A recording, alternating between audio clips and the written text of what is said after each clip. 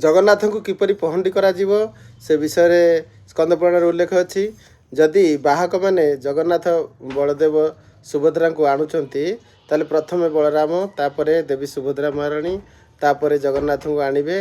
बाहक मैंने बहन करने समय जदि क्लांत हो जाती तेबे धीर भाव पद विक्षेप पूर्वक एक उच्च तकिया जहाँकि तुला द्वारा निर्मित हो तारी उपरे भगवान को श्रम बसाई निजर श्रम अवसान होगा पर जाई पुनराय जगन्नाथ को रथ अभिमुखे नेबे।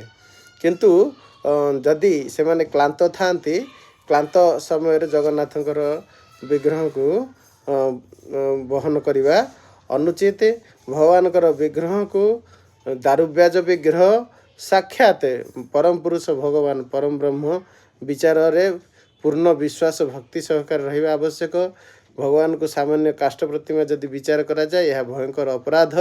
तेणुक भगवान विग्रह अति सतर्कतार जेपरी द्वारकावासी व ब्रजपुरवासी मैंने अति प्रेम भक्ति सहित भगवान श्रीकृष्णकर विभिन्न अनुगमन आदि रथारोहण आदि कराउथले सही प्रकार विचार धरी जेपरी आपण द्वारकाधीश भगवान बा ब्रजपुरवासी एवं गोपीजन वल्लभ जगन्नाथ को आपण रथ को नेउचंती यही विचार को संपूर्ण मनरे स्थिर करवा एवं पूर्ण भक्ति उत्साह सह भगवानकर सेवार योगदान देवा आवश्यक।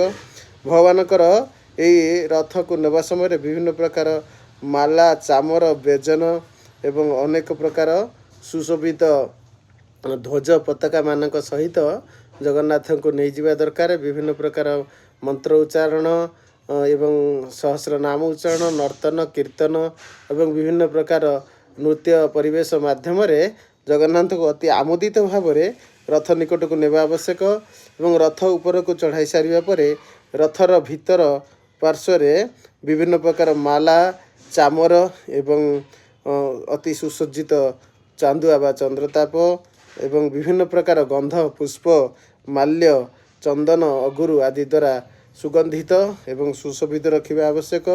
आम यहीपरि कृष्ण बलराम और सुभद्रा देवी को सही रथर जो मध्य भाग बेदी अच्छी ताहाको अति सुकोमल तुला सज्जित तकिया उपरे उपवेशन कराइबे एवं विभिन्न वस्त्र अलंकार द्वारा सुसज्जित करी सुशोभित करी भगवान को विभिन्न उपचार द्वारा पूजा करने आरंभ करेंगे। 16 प्रकार उपचार अच्छी यथा धूप चंदन आरती पुष्पमाल्य चामर